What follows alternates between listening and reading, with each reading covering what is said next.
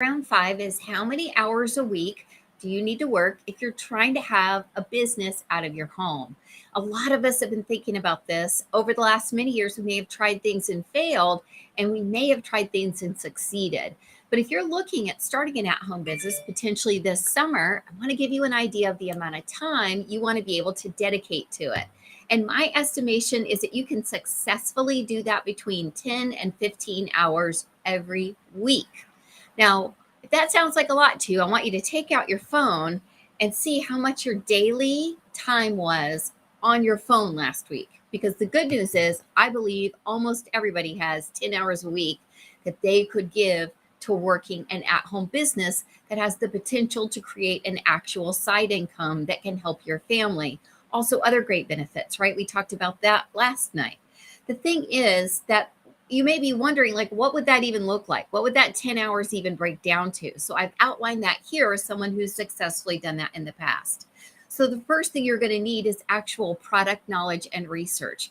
No matter what company you're thinking about, you're going to really need to understand to some degree what's available so that you can even share it. The chances are that you have a hero product or something that you really love, that you're super passionate about. For me, it was the products that helped me feel better after I had Bell's palsy. For me, in the 14-day reset, it's the supplement that you can get that makes the reset possible, right? So when I'm talking about the things I love, I talk about that. The caveat here is that you don't have to know everything about every product. That's a personality type that might lean towards that, which is paralysis versus analysis. But knowing what product knowledge is there and the research behind it is super powerful. For example, one of the reasons I chose Young Living was the seed to seal guarantee, was the fact that they know where the land has been for the last 100 years that all of the crops are built on. The reason that we own farms all over the world, that our processing of oils is so meticulous. That was really important to me when I joined. The ethical practices, the nonprofit donations, all of that meant a lot to me. The first and foremost issue to me was that the products worked for me and they changed my life in such impactful ways. So the second thing is not as exciting as that. It's setting up business systems. The good thing is, depending on the company that you join, you're probably going to have somebody mentoring you. If you wanted to join me as one of my 5 people this summer in the boot camp where we're going to, for 4 weeks, get your business launched the right way, I show you how to set up your business systems. Now, do you need anything to start beyond the Young Living website? No, you don't need anything more, but you need to know about that website. And there are some great shortcuts that I can share with you. So setting up your business systems is also about things like, how do you want to operate your business? Maybe setting business hours, right? So it's all sorts of stuff like that. Next is how to organically build a customer base. In today's day and age, we no longer reach out in cold reach outs.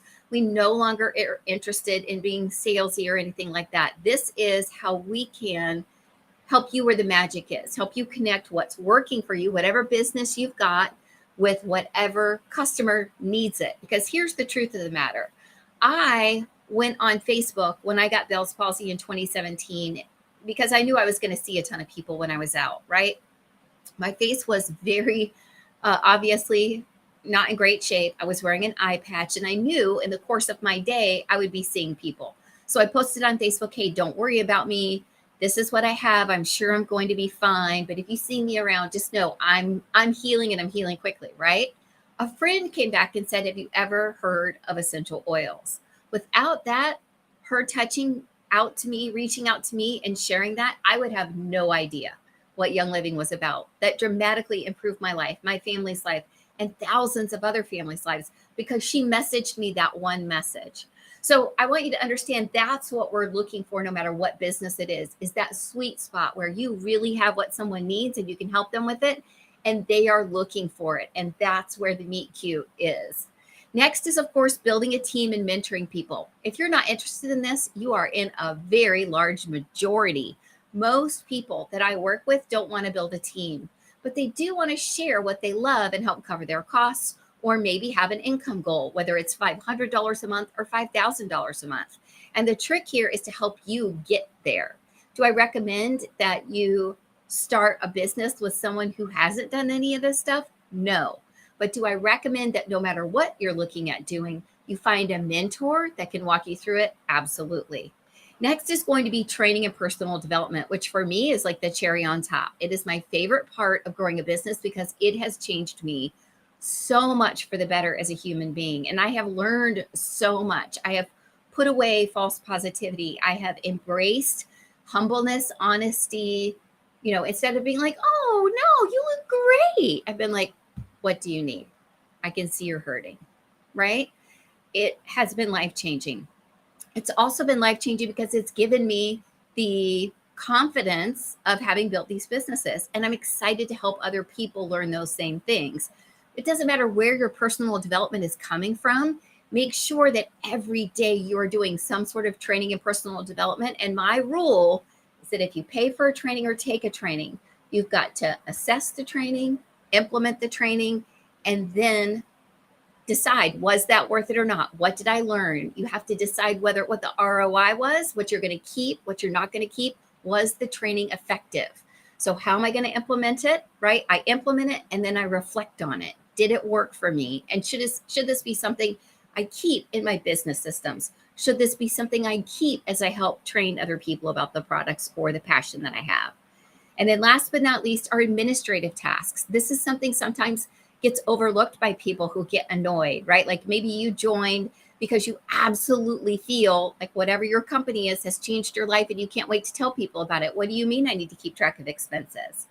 What do you mean I need to talk to someone about taxes or starting a business in my area? That's awful. I don't want to do any of that. There are those personalities, right? Well, we can help you walk through what we've done successfully. And I think it's important to be honest about the different levels of things that a business takes. But the good news is almost everybody is good at a few of these. And if there are areas that you struggle in, you're going to be able to find a mentor to partner with that's going to be able to help you. So if you have 10 hours a week this summer, I suggest you start a side business. There's no better time than today. If you're interested in learning more about Young Living or even partnering with me to do a business, give me a reach out with the words boot camp, because I'm going to be having 5 new people who I'm going to help in my boot camp this summer starting July 17th, because part of my passion is making sure you're reaching your goals. It is a happy Friday night for sure. So I will see you back here Monday live around 5, and I hope you have an amazing week. Take care, everybody.